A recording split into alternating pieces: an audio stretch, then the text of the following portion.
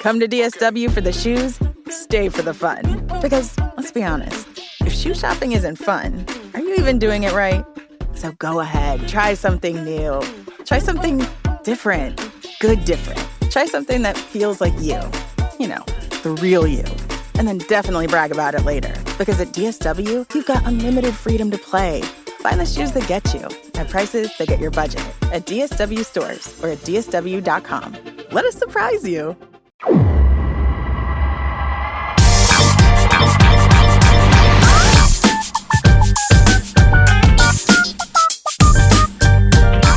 Welcome into the latest edition of the Show Before the Show podcast, the official podcast of minor league baseball, as we are attempting our start for the second time today. I was trying to start with a foster dog on my lap, and I was hoping that he was going to do his little sniff into the microphone, and he didn't do it, and then my internet connection got unstable. So we're taking you behind the scenes to let you know that it could have been a very adorable start to this show, and instead it's just me rambling. Hi, my name is Tyler Mon. Benjamin Hill and Sam Dykstra are in New York City. How are you dudes?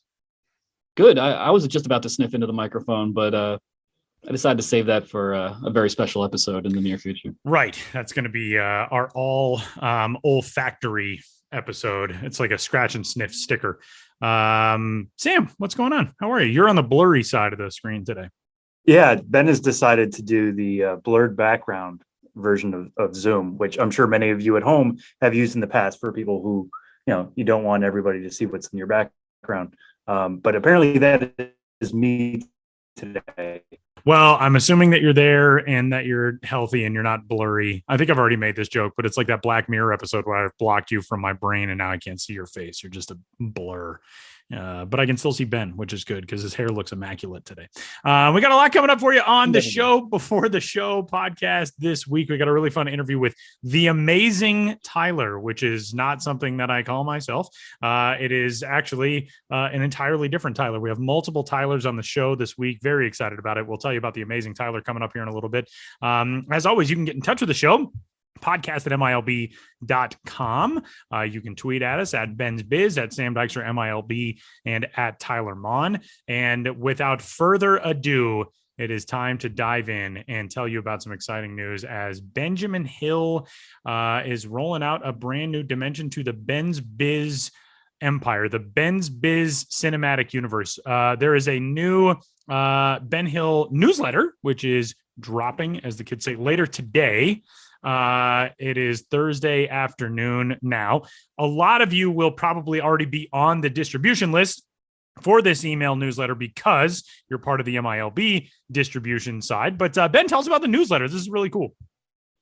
Yeah, as I don't want to say many, but as a lot of people know who followed my career, I wrote the Ben's Biz blog for a lot of years, and that's really where people really seem to first start reading my work. And it was a great place to just kind of condense and compile all the information that I was becoming aware of week in and week out in the minor league baseball world. And haven't had the blog for a few years, but the newsletters and the new blogs, and I'm really excited to have this. Every week trivia questions, every week, reader engagement things like a question of the week related to some aspect of the minor league baseball experience. I want people to be in touch. I want people to share their own memories of minor league baseball games. Of course, I want to share news, promos, ballparks, food, my own memories, my own upcoming travels.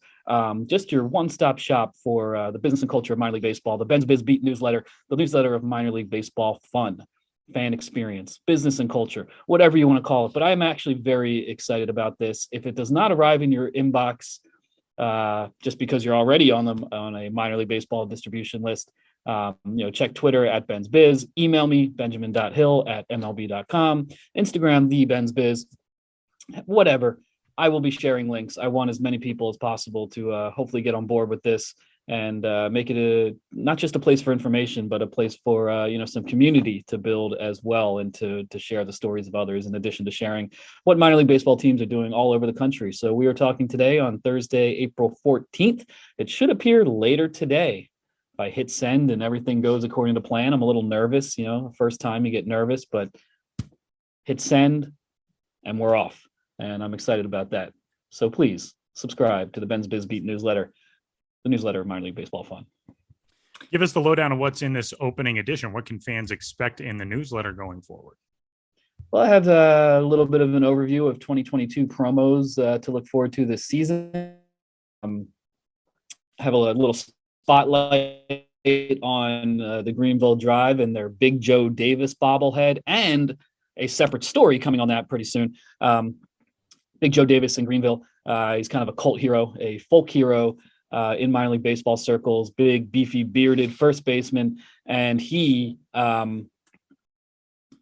gained a reputation last year in Greenville because just fans saw him and liked him because he doesn't look like an athlete. And fans, when they see someone who doesn't look like an athlete, they can relate and they kind of say, hey, if he can do it, maybe I can, or at least there's more of a connection felt there. But he also lives in a camper throughout the 2021 season, often along with his teammate, Steven Scott.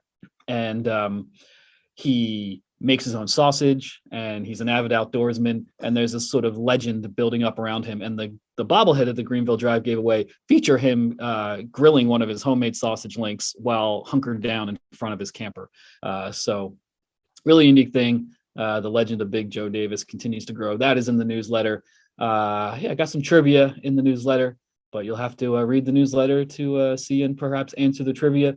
What else is in there? I think we have food items of the week. This time, I think I focused on the Akron Rubber Ducks. I believe we talked about this, but their take on the Polish boy that never saw such a thing. Never saw such a thing. What a weird name for a concession item, but it's got a baked potato bun. And a lot of other things I'm forgetting. Oh, like Jim Weber, longtime announcer for the Toledo Mud Hens, 6,000th straight game called, which is an amazing streak dating back to 1975. Meanwhile, in Rochester, Fred Costello, organist, is starting his 46th season for the Rochester Red Wings, which, per the team, is the longest tenured sports organist in professional sports history. So I haven't independently confirmed that, but either way you look at it, 46 seasons for Fred Costello. I guess it's actually 48 seasons now for Jim Weber, but 6,000 straight games. International league on this stuff, I just keep going, and I'm really excited to share as much of it as I can. The way I've been sharing it on the podcast every week, but think of the newsletter as the podcast in written form, similar but also different. Actually, don't think of it that. It's just a new thing. Just get into it. Thank you. I just want to go back to the Big Joe Davis bobblehead real quick, because like you said, there's going to be a separate story on this as well. I'm fascinated by it, not just because Big Joe Davis is a big beefy first baseman who hits big beefy home runs, and I think that's what drives his folk hero status. But just how rare is it that we hear about guys getting bobbleheads while they're still in the minor leagues?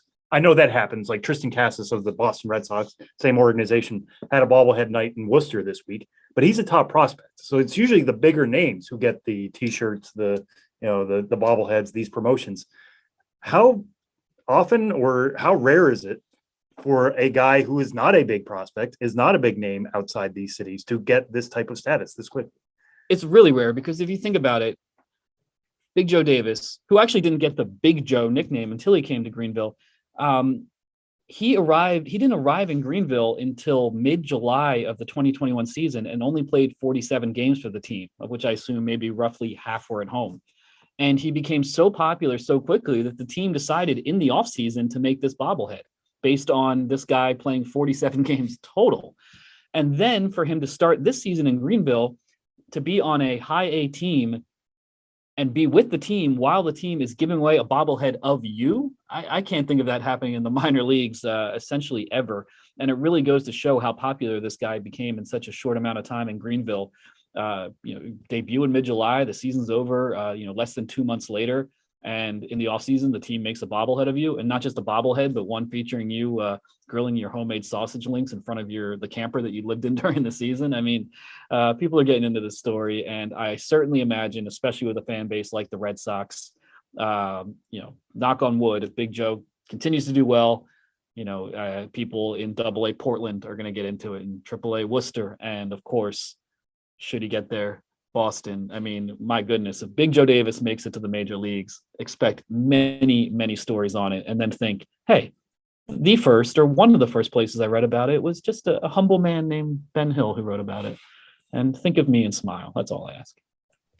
We always think of you and smile, Ben. Thank you, Ben. And we're coming up on Jackie Robinson Day here in 2022. And of course, Jackie Robinson, such deep roots in minor league baseball, but not just in minor league baseball, also in minor league baseball communities. And you've got a story coming up on his impact on one of those communities, which is Daytona, Florida. Tell us about that. Yeah, well, as we've talked about in the past, one of minor league baseball's, industry-wide initiatives this year is called the Nine, and that's dedicated to Negro League history, increasing, Black fandom, promoting today's Black players. But it's called the Nine because Jackie Robinson wore number 9 in 1946, beginning in spring training in Daytona Beach. And as we've talked about several times on this podcast, the Daytona Beach or Daytona Tortugas, now play in a ballpark named for Jackie Robinson because he played there in 1946. So there's just such a history there. So tied in with Jackie Robinson Day and tied in with what some other teams are doing across minor league baseball as well, related to Jackie Robinson or Negro League history on April 15th. I'm really focusing on what Daytona is going to do this year, the Daytona Tortugas.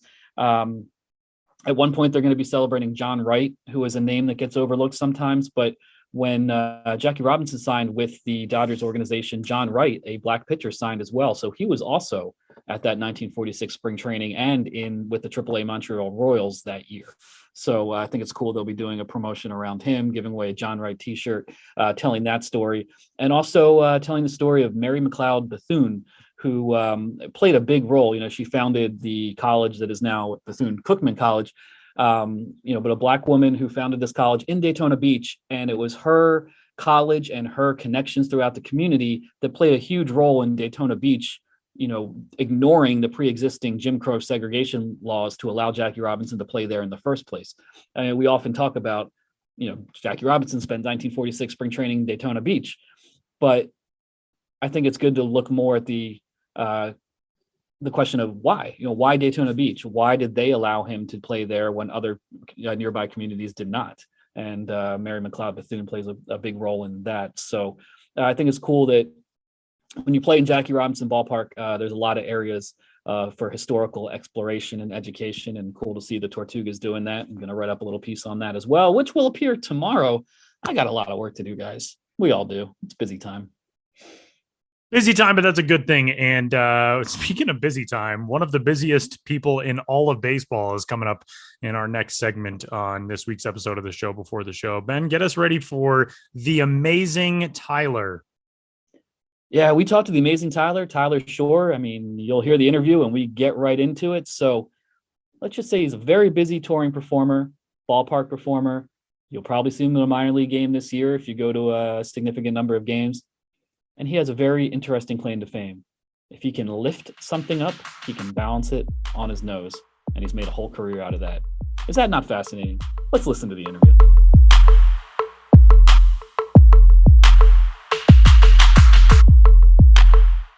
Meet Natural Cycles, the only FDA-cleared and CE-marked birth control app that's 100% natural, hormone-free, and side effect-free. Here's how it works. The app analyzes daily changes in your body temperature to find your fertile window, so you can plan or prevent pregnancy naturally. Natural Cycles is a clinically proven, non-hormonal birth control option that's 93% effective with typical use and 98% effective with perfect use. No synthetic hormones, just science. And if you're ready to start family planning, switching from preventing to planning a pregnancy is as easy as tapping a button. Plus, the Natural Cycles app makes tracking fertility easy. You can measure your temperature trends using an Oura Ring, Apple Watch, or our Bluetooth thermometer, which is free when you sign up for an annual subscription. Join over 4 million registered users who are taking control of their fertility naturally. Save 15% when you sign up with code RADIO15 at naturalcycles.com. That's Radio15 for 15% off today. My name is Benjamin Hill. I am joined in New York City, sitting to my left or standing to my left by Sam Dykstra. Tyler Maughan is in Colorado. And we are joined by another Tyler who happens to be married to someone named Tyler. We've got a lot of Tyler action going on today, but we are talking to Tyler Scheuer, aka the Amazing Tyler. Amazing Tyler's balancing act, a ballpark performer, sports performer who has over 30 dates at minor league ballparks this season, over 60 at baseball parks in general over the summer. A very busy man. And Tyler, just to start, I mean, I know it's a common question. You're the amazing Tyler. You perform at sporting venues all over the country. A lot of minor league fans are going to see you at ballparks this year. What makes you amazing? What is it that you do? Yeah, so I have the ability to balance anything I can lift. I can balance it on my face. And I don't want to interrupt it. This probably is a question you have later on in the show, but the first question people always ask me when they hear that is like, how do you discover you have a talent like that? So I was 11 years old. I was bored one day at baseball practice. I balanced a baseball bat on my nose and realized I could balance anything I could lift.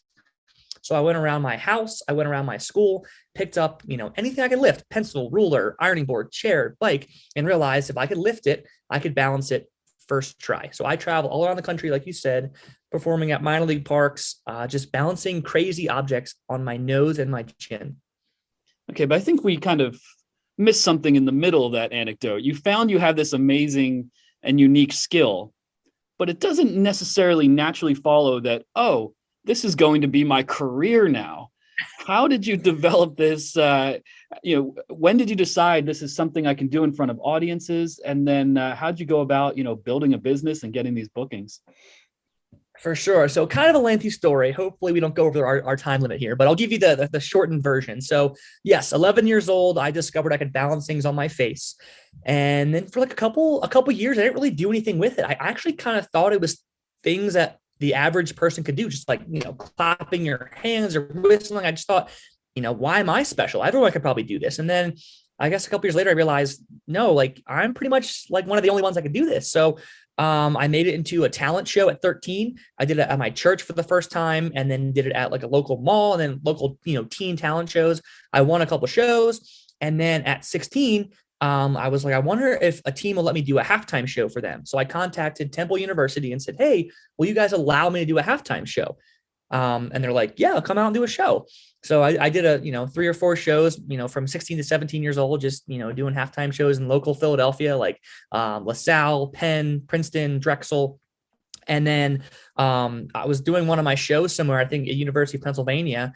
And Jay DeFrugio, the commissioner of the Atlantic 10 Conference, came to me and said, Tyler, love your show. Can you come do our conference basketball tournament in March? And I was like, yeah, I'll come to your show. And he's like, great. How much do you charge? And I'm like, what do you mean? He's like, what's your fee for a show? And I wasn't charging at the time. And here I am, 16 years old. I go, I don't know, like $25. And he like laughs in my face. He's like, dude, 25, shut up, dude. He's like, we'll give you $500 a show and we'll pay for your travel. And I'm like, okay, works for me. So here I am, I'm doing a 5-minute show for $500. I think I'm living the dream. So I just start doing it on the weekends, probably 3 or 4 shows a year for the next, 6 years. And I was doing, 3 or 4 shows a year for about $500 until my senior year of college. I'm getting my resume reviewed. And this lady at my school said, what does this say here on your resume? You do halftime shows? And I'm like, oh yeah, I balance, ladders and bikes on my face. And I'm like, and guess how much I charge per show? And she's like, what's that? I'm like, I make $500 a show. I'm all proud. And she's like, yeah, that's not a lot of money. I'm like, well, no, it's a 5-minute show and I'm making $500. Like, it is a lot of money. And she's like, dude, no, it's not. Like, I'm telling you, it's not. And I'm like, okay, well, what should I be charging? And she's like, well, I would Google, the other halftime shows around the country and contact them and ask them what they're charging. And that's what I did. I actually became friends with a couple other national halftime acts and found out that I was definitely undercharging by a lot. So here I am, senior year of college, and I'm thinking, okay, I can either use my degree as a PE teacher and, go to school and have bratty kids and report cards and parent teacher conferences and all that fun stuff, or I could live the dream and travel the country doing halftime shows for basketball, for baseball. So that's when I decided I'm going to make this a full-time job. It wasn't until my senior year of college at 22 years old when I made this my full-time job. And I've been the #1 most booked halftime show in college basketball the last 5 years. And I've been the #1 most booked entertainment act in baseball the last 2 years. So it's been a crazy run, but that's kind of my story of how it became a full-time job where I am today. Yeah, and you talked about there how you work, college basketball games in the winter, baseball in the summer. Do you change your act depending on what sport it is? Like if it's an outdoor venue, indoor venue, or if it's, based off a certain place? Like, how much does your act change place to place, venue to venue, sport to sport even? Yeah, for sure. I mean, so I've been doing basketball for the past 5 years. The items have pretty much stayed the same. Like it's always the same, start with an umbrella and then do an ironing board and chair, a bike, wheelbarrow, and it gets higher and bigger and bigger. The only thing I kind of change is the music. I try to kind of keep up with the current hip songs that the kids are playing on their, whatever they call it these days, or iPhones, I guess. Really haven't gone anywhere in the past 4 years technology wise. I was gonna say like the Walkmans or the CD players, but no, I try to change up the music every once in a while just to stay up to date. Same thing with baseball. It's pretty much been the same on-field stuff for the past 5 years. I just try to change the music up. I mean, the only times I do change things up is if a team reaches out to me and says, "Hey, Tyler, we have Star Wars night this weekend. Can you make it fit our theme?" And I'll do a lightsaber, or I'll wear a cape, or a team will say, "Hey, we're doing our circus night this week. Can you, fit our promotion?" Or it's, breast cancer wearing this night. Can you wear pink shoes? So I'll try to change the appearance or change the props that I balance to fit their promotion. But if it's just a random, Thursday night, Saturday night, hasn't really changed much as far as the props. But yes, so basketball is a 6-minute show where I climb ladders while balancing. I ride scooters. Baseball, I take my 6-minute halftime show and I split it up into 5 little mini shows throughout the night. But basically, whether it's a baseball show or a basketball show, you're going to get those big items like the bicycle, the wheelbarrow, the 8-foot ladder, the 10-foot ladder, stuff like that. Those are always the same constants that I always use. Yeah. And again, just going back to some of the differences here, being baseball, you said you split it up between 5 different segments, but you're an outdoor venue. I imagine being a balancing act, you might have to deal with wind. Has there ever been a time where you've had to like cancel or postpone or again change the act because of the atmosphere? There's only been one performance in my career for baseball. I've done 250 performances. There's only been one show where I actually told the team like, "Hey, it's so windy, I can't do my stuff in the crowd." And actually, I haven't hit on that yet. Going back to differences between basketball and baseball. So basketball games, I come out, I watch the first half, I do a 6-minute halftime show, and I leave. Baseball is so much more fun, and that's why I've been getting so many bookings these past couple of years, because I do my stuff on the field throughout the night. I'll balance a baseball bat, a crutch, an ironing board, and then when I'm not on the field, I actually go into the crowd, and I'm in the crowd the entire night. And what I'll do is I'll go in front of a whole section and I'll say, "Hey guys, I'm here because I can balance anything on my face. I want you guys to challenge me to balance whatever you guys got. Anything you got, wave it up in the air, throw it my way. I want to balance it." So for 2 hours during the night, I'm balancing hats, gloves, shoes, water bottles, beers, strollers, prosthetic legs, hot dogs, you name it.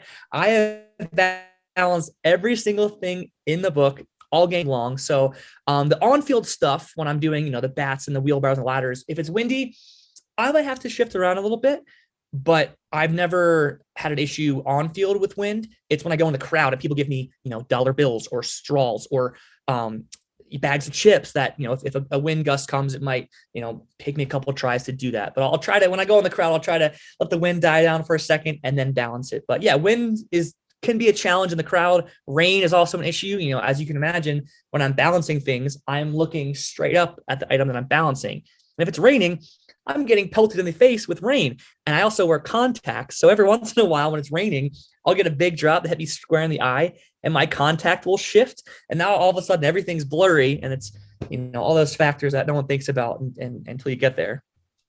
Tyler, let me ask you about maybe like a deeper element of this. It seems as though in order to be really good at balancing things on your face, you kind of have an understanding of like physics or, the weights and the movements and the weight distributions of all that.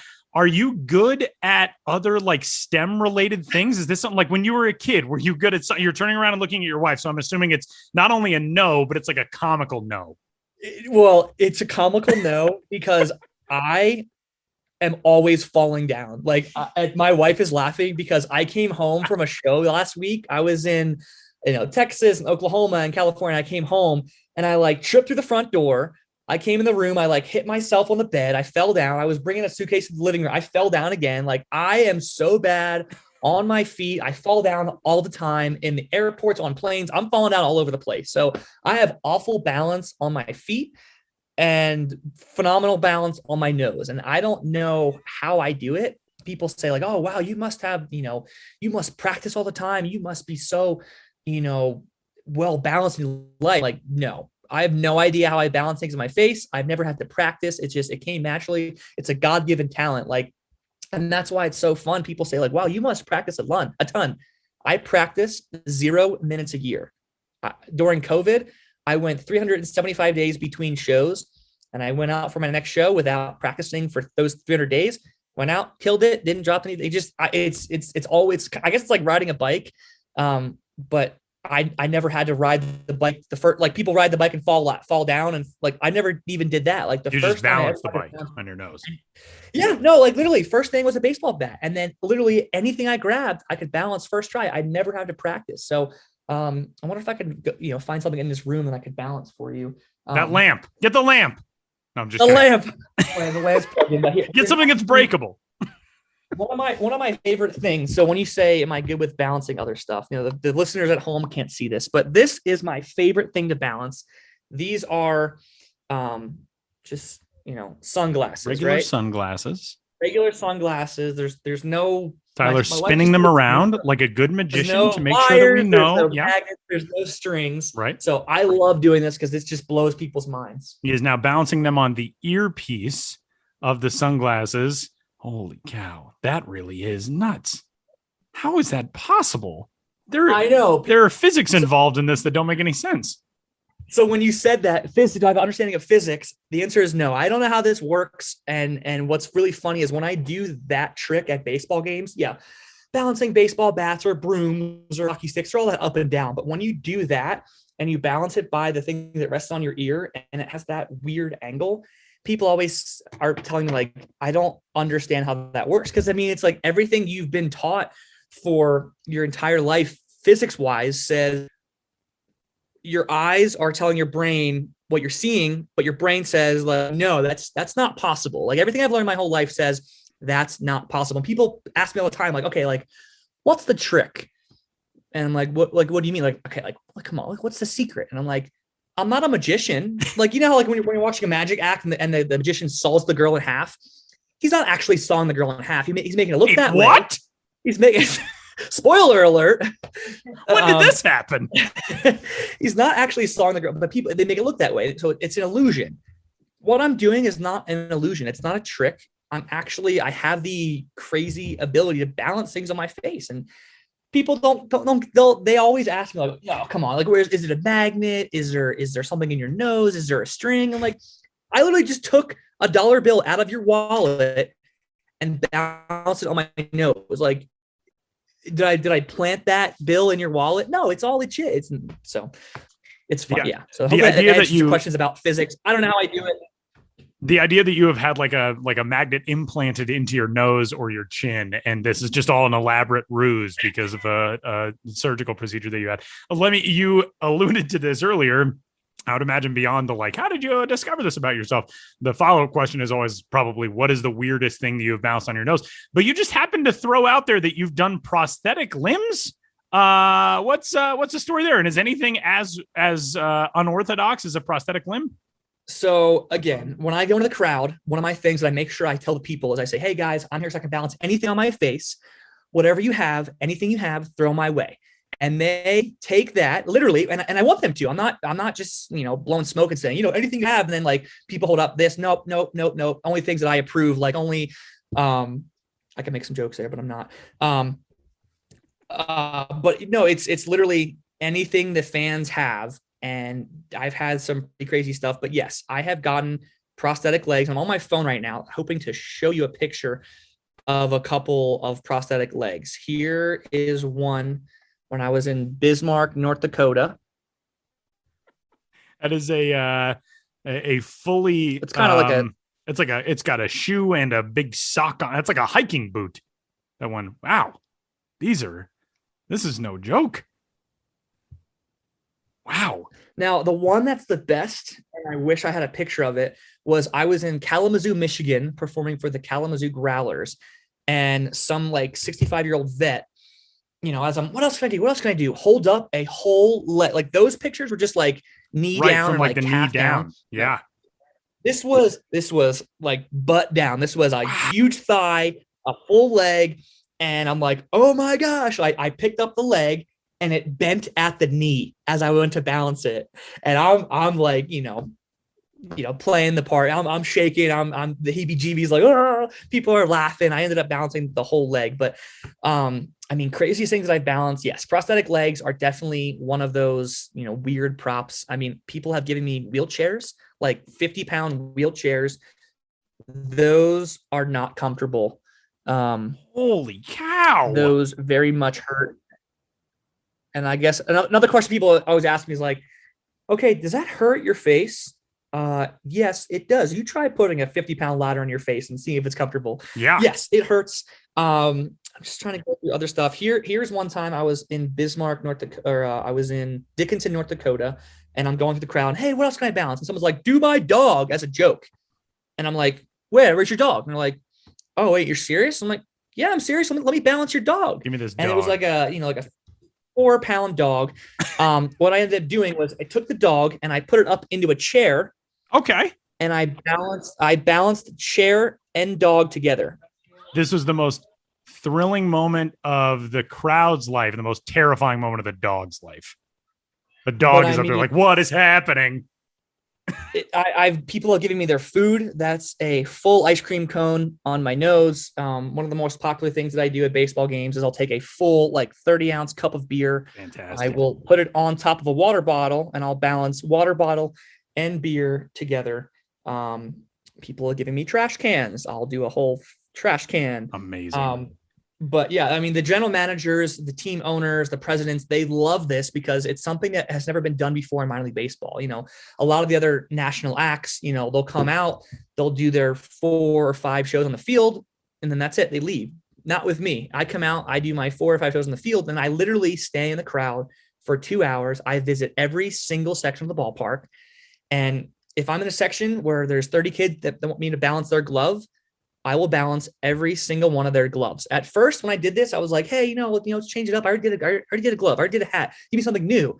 And then I realized that's not the point. I don't want to turn down kids because I can do, if there's 15 kids with their gloves in the air and I do 14, well, the 15 kid doesn't care. He wants me to balance his glove. And that's a good point. It took me 2 years for me to realize that 15th kid will not be satisfied watching me do 14 gloves until I balance his glove. Because he'll go home, he'll go to school the next day and be like, guys, amazing, Tyler balanced my glove on his face. That kid's going to have memories for a lifetime. So that's, yeah, I'm trying to think of other, like you said, odd stuff. I mean, yeah, funnel cakes. What I'll do is I'll take a fork, I'll stab a funnel cake, I'll flip it upside down, and I'll balance it from the fork, funnel cake on top. I'm getting pelted with the powdered sugar. I'm just trying to think of other fun stuff. All right, so I got to ask you one final follow-up on this topic then. Have you been defeated by anything? Has there been an object that you have tried in front of a crowd and it just hasn't worked? Obviously you said things that you can lift, so it's not like, oh, here's my 1975 Chevy K5 Blazer. Right. That hasn't happened, but has there been anything that you just haven't been able to make work? Right. I've never dropped anything. And that's also on my website and a thing I'm very proud of. People always ask me, you ever get hurt? I've been doing this since I was 11, I'm now 27. So it's pretty much 16, 17 years. And I have never dropped a single item ever. And I'm very proud of that. People say oh, there's always a first. I'm like, no, there's not. I'm very confident in what I do. But when I say anything I can lift, I can balance, there is a little asterisk. It has to be bigger than a cell phone. It can't be people say oh, balance this peanut. I can't do a peanut. But what I do at baseball games is really funny is I'll take the peanut, I'll say, oh, here we go. And I'll slowly lower it and I'll shove it into my nose and then look around and people go, oh, and then whoever gave it to me, I'll snot rocket it back out to the kid, or I'll take it out and try to give it. Yeah. But it's the really, really small stuff that I can't do. So people give me, like I said, a peanut. People ask me to do a quarter, like a car key, a bottle cap, stuff like that. That's too small but yeah, it's bigger than a cell phone. Anything bigger than a cell phone, I can do. But nothing's ever stumped me. I know I can't do those small stuff, so I don't even try it. Ready? You know what I mean? Well, fans, you can perhaps try to stump the amazing Tyler at a minor league ballpark near you. Tyler, you're in, I believe, Reno right now and traveling all over the country this year. What are some of your upcoming tour dates and where can people find you? Yeah, well, upcoming tour dates. If I listed every show, we'd be here for a long time. Like you said, I have 30 something minor league affiliate games and a total of 68 games total. Some of my big games coming up this year is I'm doing the Philadelphia Phillies on May 8th and June 12th. I mean, to wrap up this April, tonight I'm in Reno. Next week I'm doing Texas A&M softball. I'm doing the Birmingham Barons, the Lookouts in Chattanooga.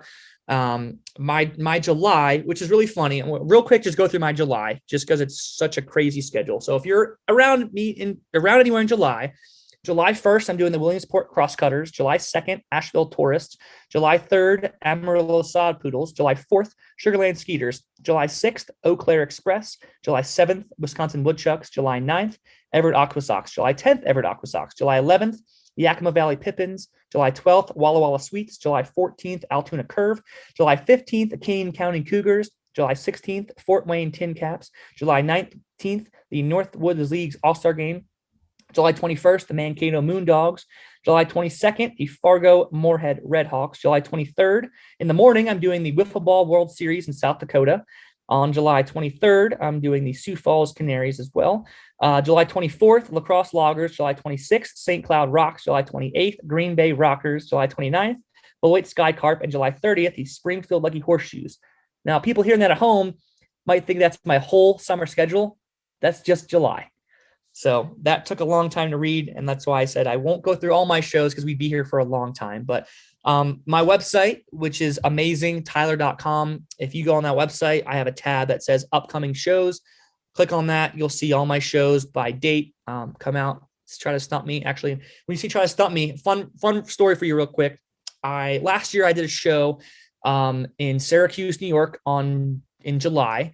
And the following month, I did a show in Buffalo, New York, about a month later.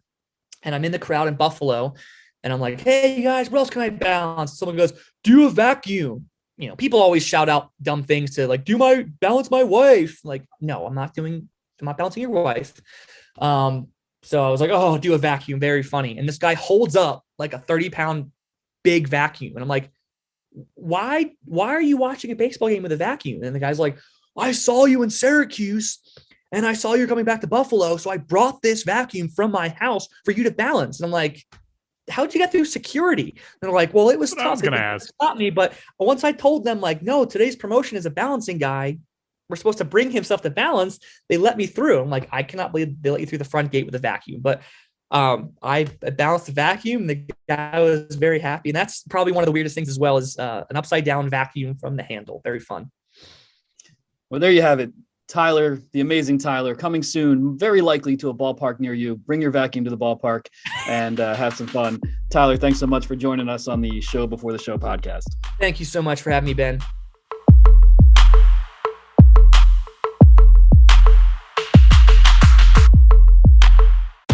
You know Gray Bar for electrical parts, but there's one more thing you may not be thinking of us for that can help maximize your next project's total value. Our pre-project planning services are designed to help you win the bid, save on labor costs, and keep your installers productive across your entire build. The sooner you call us, the better. Because when we're there from the beginning, we can anticipate your needs and help you solve problems before they become problems. Yep, Gray Bar does that. So we'll move on to talk some on-field baseball stuff here on this week's edition of the Show Before the Show podcast. But you can, of course, check out the amazing Tyler at that domain that he stole from me, amazingtyler.com. What a bummer. I was going to get that. And then I realized I lack the qualities of the amazing descriptor. So I was unable to purchase it. What a wild way to make a living. That is a heck of a crazy thing to discover about yourself. I also like that he just like, well, I bounced a baseball bat on my face and then I realized I can do it with anything. Like I want to know what the very next thing for 11-year-old Tyler was. Like, should I try to balance that trash can? What should I do next?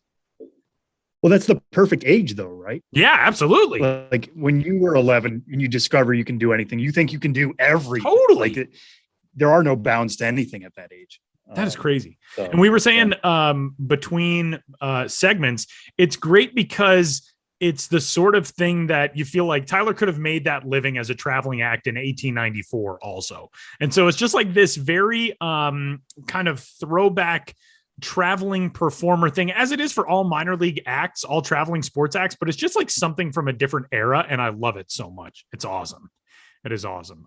So you can check out Tyler's travel schedule, his itinerary, and when he will be at a ballpark or an arena coming up near you from now through the remainder of this 2022 campaign. And with that, let's talk about this 2022 campaign, as we are over a week into the minor league season, and we are learning a lot of early things about minor league talent. And that's where we're going to kick things off on this week's episode on the on-field segment for this minor league season. Sam, early standouts who are catching your eye through the first week of games in minor league baseball so far. Yeah, well, one group I want to shout out here real quick to start. There are going to be two that I'll focus on, and then I want to throw it back to you, Tyler, because you've done a couple of really good stories this week on MLB Pipeline on some of the bigger names and their standout performances. But one I'll start out with here is 2021 first-round shortstops. So I'm talking about Jordan Lawler, Khalil Watson, Brady House, Marcelo Meyer. All of those guys are off to incredible starts. They're all at low A or single A, I should say now, to start the year. They're all 18, 19 years old.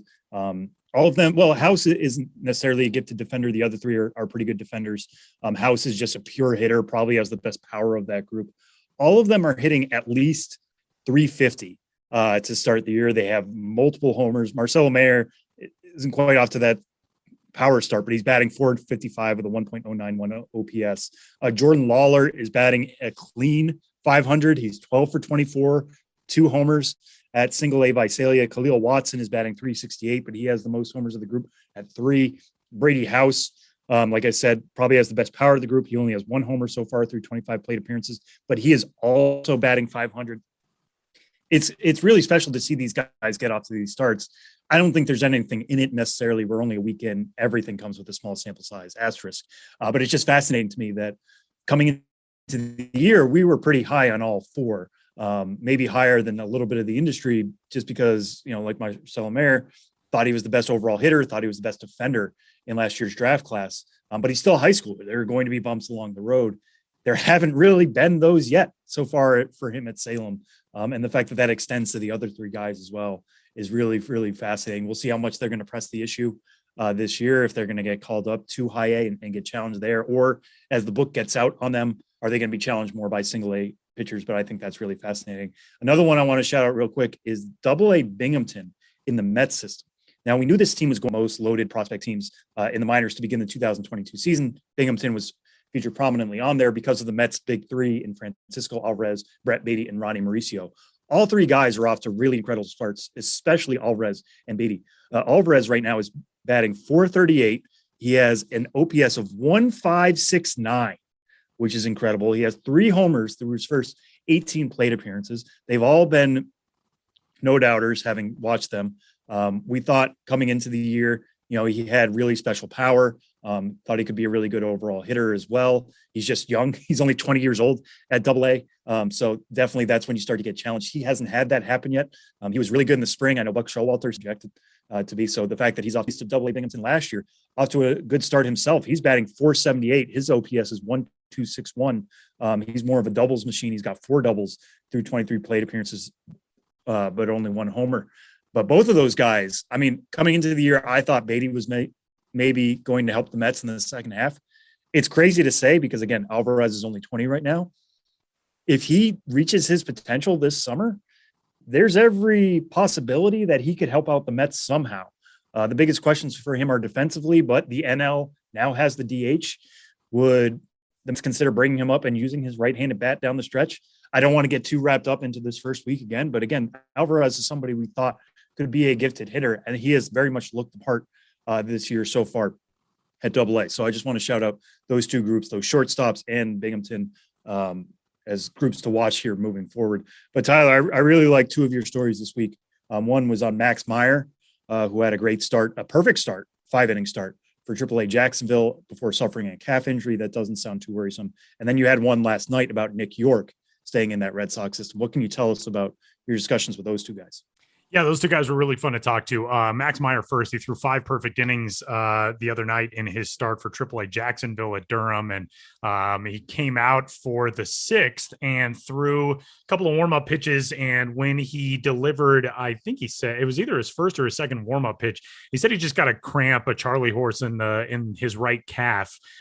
Trainer came out. He tried to, throw another couple, stretch it out, do all that. And they made the determination that even though it's not a Clayton Kershaw situation, he's threw 5 perfect innings in a AAA game. But even though he was throwing a perfect game, they decided just to not risk it and pulled him from that contest. But it was really interesting talking with Max Meyer about where he is in the early stage of this season and hearing from him the things that he is proudest of. And he said what he really likes so far this year is the fact that he's been able to really manage his emotions and keep himself kind of centered and locked in. He talked about how he's had good thoughts in his head through his first couple outings, especially last time out, not wanting to, as soon as he gets back in the dugout after an inning, not wanting to immediately be back on the mound. He's been able to pace himself, take some rest in the dugout, eat a little bit. He said, I can eat some food when I get hungry. I asked him, like, what are you eating in game? And, it's just like energy bars. I said, I thought you were going to tell me that you make like a big ham sandwich and that's like what you hang out with in the dugout between innings. But it was really interesting conversation with Max Meyer. He said, he had all of his pitches working. He was able to spot, fastball, off-speed stuff, his secondaries, and do all of the things that he wants to do in a start in that game against Durham. The calf situation is nothing huge. He said after the game, he was already feeling back to normal, so he should be fine to make his next scheduled start next week. But really interesting stuff for the Marlins third-ranked prospect. That story is on MLB.com/pipeline right now. And as you alluded, Nick York, got a chance to talk to him, the Red Sox first-round selection from 2020 last night. And man, what a fun conversation. Nick York really reminded me of Blake Snell, the conversations that we used to have with Blake Snell when we would get to interview him when he was coming up. Just very thoughtful, very forthright with his answers. And the thing I thought was really cool about Nick York was he couldn't stop talking about how much he wants to build relationships and friendships with his teammates. He said, I thought this was a really interesting quote from a kid who came out of high school. He said, I didn't get that college experience of being around the same guys, for 4 years or 3 years to be a baseball player who then goes into the pro game. So having teammates that he had played with last year in Salem and Greenville, now being back at High 8 Greenville with him this year, that's something that Nick York is delighting in right now. And, he's a young guy. He came out of high school in 2020, but he's already talking about wanting to accept the leadership mantle of the guys who welcomed him to Greenville last year. He singled out Christian Koss, who was the shortstop last year in Greenville when he got there, and how comfortable he helped Nick York feel. And Nick said, I want to be able to do that for guys who are coming up now and making their high A debuts or are on this roster for the first time, to start a season. And that was really cool. But we talked to him because he had 5 hits yesterday. Hits in all of his first 4 games at the high A level this year. He did spend 21 games there last year. And something kind of similarly to what Max Meyer said, it's so mental in this sport. And for Nick York, he said his biggest point of emphasis for himself this year is realizing that he's going to get to go to bed and do it all again tomorrow. It's not a circumstance where, if you struggle on one night, you got to wait a week in order to get out there and do the things that you can do to erase the memory of a bad performance. So living more in the moment of, hey, I want to focus on having fun and working on this process and being able to do that, the results will come. That's been the biggest thing for Nick York. So that was a really fun story that's up on the site right now and MLB Pipeline as well. And yeah, man, some cool early season storylines for top prospects across minor league baseball. And that brings us to topic number 2 for this week's edition, which is we're going to talk about assignments right out of the gate for 2022 prospects. Sam, the most aggressive assignments that you have seen across the minor league landscape so far this year. Yeah, I have a story up on MLB Pipeline right now documenting and analyzing who I think are the most aggressive, and we'll get to this here in the next segment as well, but the least aggressive assignments to begin 2022. And there's 2 I want to touch on, Tyler. Maybe there have been some that have stood out to you as well. Both of these guys are at the AA level. We'll start in the Marlins system. Another right-hander, after we talked about Max Meyer earlier, Yuri Perez is 18 years old to start out the year. By the time you guys are hearing this, it'll actually probably be his 19th birthday. He's turning 19 this Friday, but still, he was 18 years old to start the year. The Marlins started him out at Double-A Pensacola. Now, there's all sorts of things that go into this. First off, I think part of it was to get him out of the cold of the Midwest League. If he had started out at High A Beloit, where he made some starts last year, it would have been a cold atmosphere. It would have been probably difficult for him. But also, when we were putting together our top 100 this year, there was some feedback that Perez might be their best pitching prospect. And that's in a group that involves Sixto Sanchez and Max Meyer and Edward Cabrera. I mean, it's a loaded pitching group for the Marlins. He's as raw as anybody there, but he's also, his ceiling might be higher than anybody as well. He's got 3 above average to plus pitches. The fastball is his best, but he has a plus changeup, which is not something we often say about 18-year-olds. He has good control, which is really promising because he stands 6'8". He's listed at 220, but he looks like a beanpole when you watch him pitch. It's just fascinating to see the Marlins push him that quickly. Again, I think weather might have something to do with it, but also if they thought he only needed 3 or 4 starts at High A before he was ready for Double-A, maybe get him those starts in the warmer atmosphere, in the warmer climate, let him overcome some struggles. It was a okay start at Pensacola. He seemed to do well the first time through the lineup, and they figured him out the second time through. Carrying into his second start, he has a 6.23 ERA. He pitched 4 1/3 innings, struck out 5, only walked 2. So there's some things to build on there for sure. But I just thought it was fascinating that the Marlins decided to send this guy, who again, 18 years old, to Double-A was really, really interesting. And also I should note, there are 0 18-year-olds starting out the year at High A. So never mind Double-A. Staying at that same level, but we're going to move to the position player side. One of my favorite prospects coming into the year is Jordan Walker, a third baseman out of the Cardinal system. We made him the top. Well, we didn't make him the top prospect in the Cardinal system, but we ranked him as such coming to this year. He jumped over Nolan Gorman and Matthew Liberatore to claim that. 19 years old himself. I believe he's the youngest position player on a Double-A opening day roster this year. He's the youngest Texas leaguer, period.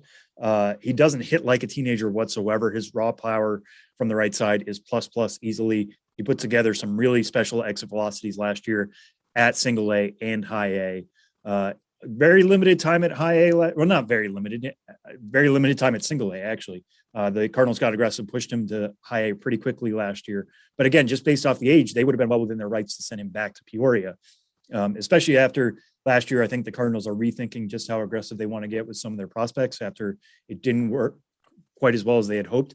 Jordan Walker was not one of those guys. The guy has hit everywhere he went in 2021.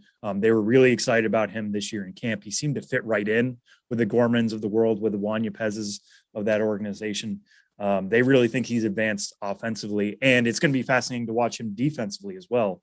Obviously, the Cardinals moved Nolan Gorman from third base to second base because he was going to be bumping up against Nolan Arenado in St. Louis. Jordan Walker, also a third baseman. When I talked to him back in St. Louis camp down there in Jupiter, he said he started to work out a little bit in the outfield during the offseason just to get some looks out there. He saw a little bit of first base as well, was trying to really hone in that part of his game. I think that's going to become a bigger part or a bigger focus as he gets closer to St. Louis, because the bat is really playing, and it's been really good to start the year as well. So he doesn't seem to be shying away from the spotlight at Double-A. Tyler, in your nightly covering games, watching games, has there been anybody else who's really stood out to you? Like, wow, I'm surprised to see this guy here. No, I mean, I think you really covered the guys who stand out the most. It's interesting to see which organizations are content to test guys at higher levels. I think you also singled out something that is very important in a lot of these decisions, which is young players who maybe are getting tested at higher levels, but also due in part to the fact that it keeps them out of bad weather situations through April, which is, that's nothing to sneeze at. If you're going to a spot, in the Midwest League, for example, where especially for pitchers. I think a team is worried about sending a guy out there in 30 or 40 degree weather and messing with his development early on. That's a big decision for organizations to make, and something that they're very cognizant of as they handle young players. But I think you really touched on a lot. The conversations around guys like Aurelius Martinez and Jordan Walker are so exciting because they are players who are 20, 21 years old, 19 years old, and we could be seeing them in the big leagues if all things go well by the time they're 21 or 22. And that's really cool and really exciting for the game. The flip side of this conversation then is the guys who are in assignments right now that maybe are not very aggressive. Who is in that conversation right now to start 2022 for you? Yeah, so the one I'll start with right now is actually somebody who pitched just last night and dominated at Double-A Arkansas. It's George Kirby of the Seattle Mariners organization. And he had this great quote speaking to our Joe Trezza after his start. It was 5 scoreless innings, only gave up 2 hits, didn't walk a batter, struck out 8 over 5 scoreless innings for Arkansas. And he had this quote that said, "When everything is working and I'm throwing strikes, I kind of feel unstoppable, honestly." And the reason why I highlight Kirby here is because some of you might have seen Matt Brash's major league debut this year for Seattle, or this week. Looked pretty good, at least the first and second time through the lineup. Got eaten up a little bit the third time through. Special breaking stuff for him, good velocity, whatever. He won the 5th starting spot in the Mariners rotation, but he was going up against George Kirby. There was a lot of discussion. Those guys were kind of piggybacking. It was like Kirby would go 4 innings, Brash would go 4 innings, Kirby would go a couple after him, whatever. But they were in competition for that 5th spot. And the Mariners really believe in Kirby and think he can be maybe a top of the rotation starter for them someday. So for them to say all that and to give him the opportunity to win a major league role and then to send him down 2 pegs to Arkansas was just a little surprising to me. We go back to what we were just talking about, Tyler, with weather. Yeah, if you had started him at AAA Tacoma opened at home last week. Sending a guy to the Northwest to begin a season in April, that's not exactly going to go always great. There could be delays, there could be rain, I think they even had snow in Washington this past week. So if you want a guy to be consistently pitching and to be on the top of his stuff to begin the season, I can understand sending him to the Texas League and sending him to Arkansas. Also, Tacoma, I think its second week was opening, or it opened up in Tacoma, but then was going to Albuquerque, and Albuquerque is an extreme hitter's environment. So if he's your top prospect now that Julio Rodriguez is in the majors, or your top pitching prospect anyway, maybe you don't want him to go to Albuquerque and get shelled because he gives up a few fly balls that would be doubles or even caught many other ballparks. There's a lot of factors that go into it, but I still feel that sending Kirby to Double-A was not as aggressive as necessarily it could have been. I would have liked to have seen him at AAA because the control might be the best in the minor leagues. He's increased his velocity last year to the point where on stuff alone, he would be a top 100 prospect. You throw in that control, it's number 2 starter stuff, and it could be ace level stuff at a certain point. If this continues, we just need to see more of him. So Kirby acknowledging in that quote to Joe the other night, saying, "I feel unstoppable when everything's on." He's certainly proving it early, and I would not be surprised if he only gets 1 or 2 more starts there for Arkansas before he moves up to join the Rainiers and gets 1 step closer to Seattle. And maybe we even see him in Seattle in the first half of the season, depending on how their rotation kind of shakes out. But yeah, that's the major one that stood out to me. I had a couple other ones in the story. Obviously, O'Neal Cruz being back in Indianapolis, that's been broken down to bits everywhere. They say it's his glove that needs work, and I understand it. He's a very tall shortstop. He's gotten 1 start in left field. If you need him to work on his defense in the outfield, you should probably play him in the outfield more. That's just my thought on him because the bat is major league ready right now. We saw that at the tail end of last year. If you thought he was major league ready in October, it's probably still major league ready in April. So keep an eye on O'Neal Cruz, as I'm sure many of you are. And also Austin Wells in the Yankee system, somebody who split last year between single A and high A, ended the year in the Arizona Fall League, was really strong there. Thought he might follow Anthony Volpe to Double-A Somerset. Instead, the Yankees are keeping him at high A Hudson Valley. Defense is the major question with him, even more so than it is with Cruz. As a catcher, he's not a great catcher. Right now, it's all the bat that drives his profile. but still, like you can work on your defense at AA. And I think we're going to get to the point where if he's hitting 300, 350, slugging 500 by the end of April, the bat's going to need the challenge no matter where the glove's at. So just a couple of ones to keep your eye on. Those are probably going to be early movers based off what their opening assignments were. And there are various reasons for that, but just a little surprised by where those guys are starting out 2022.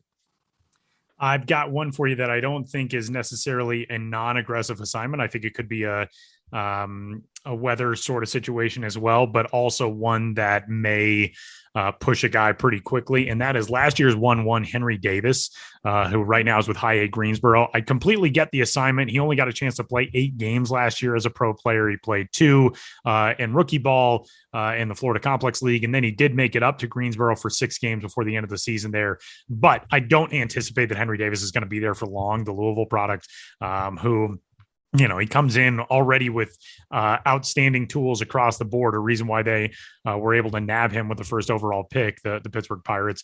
They've sent him to get his start this season at Greensboro, and already there he's OPSing 984.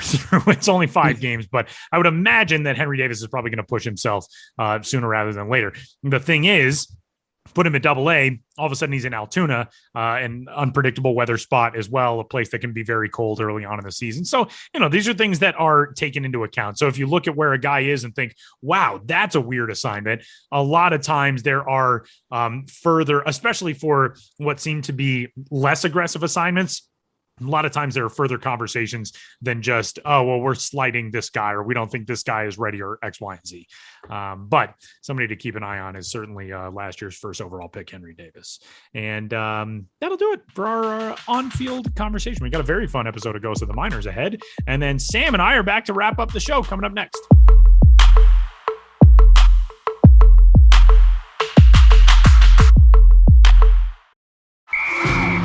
All right, listen up, nacho chips. Quiet down, crispy potatoes. This is the moment Velveeta's been preparing you for, and you're not about to crack under pressure. Today's the day to go all in on the drip. Velveeta's Heat and Eat Queso is the MVP of any game day spread, so stick by them, and you'll be golden. Now get out there and make delicious history. No tailgate party is complete without Velveeta.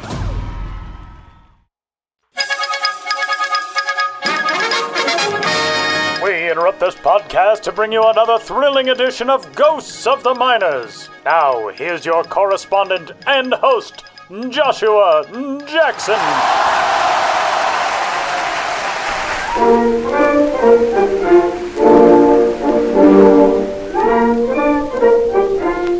Welcome back to Ghosts of the Minors, in which all of you out there in Radioland must identify the legitimate historical ball club hiding amidst the fraudulent pair. One was so real you could bite into them. The others were phonier than my dentures. In the last segment, I asked you which of the following minor league baseball teams did at one time exist. A. The Lynn Leonardites. B. The Carnegie Wagnerians. C. The Tulare Lombardinos. You're correct if you went out on a limb and picked A. The Lynn Leonardites, who played in the Massachusetts burg that inspired the rhyme, Lynn, Lynn, the city of sin, you ask for water but they give you gin, you won't come out the way you went in. The Leonardites took their name from a man who did not leave baseball in New England the same when he went out as it was when he came in. Manager Frank Leonard. Leonard's first minors managerial job was way back in 1898, helming the Manchester Farmers of New Hampshire, and he didn't quit until his St. John Marathons, way up in northern Maine, saw their league disband in August 1913, when Leonard was 53 years old. When Leonard endeavored to lead the Leonardites, the Lynn team had been popularly called the Shoemakers, a reference to the town standing as a historic tannery and shoemaking place, as far back as 1888 and as recently as 1910. Indeed, Leonard himself laced up the lineup for the Shoemakers of 1905 through 1908. But after finishing 7.5 games out of first place in 1910, Lynn took a long look at its needs and for 1911 got Frank Leonard, who returned only to helm the newly named Leonardites to an even worse finish, 60-60, 15 and a half games back from the pennant-winning Lowell Tigers. In 1912, the Leonardites sort of outlasted their Leonard, as Frank served only as business manager, a role similar to general manager, for most of the year, stepping in only to field the duties assigned to field manager Terry McGovern after McGovern endured a season-ending split finger. By the time the 1913 campaign rolled around, Leonard was off to an adventure in Maine, and Lynn had reclaimed its soul as the Shoemakers, giving the league a fresh change of Lynn. And that's how the Leonardites lost their status as neophytes. Now, on to the question for next time. Which of these potato-like teams got their start job in the minors of yesteryear? A, the Ketchum Ketchup Dunkers. B, the Wink Sputters. C, the Caribou Crispers. Want to know the answer? Ask for the large fry.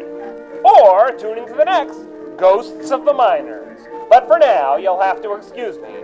My producer Ben Hill is working at a dairy farm up in the Alps, and he can't handle the high cheese.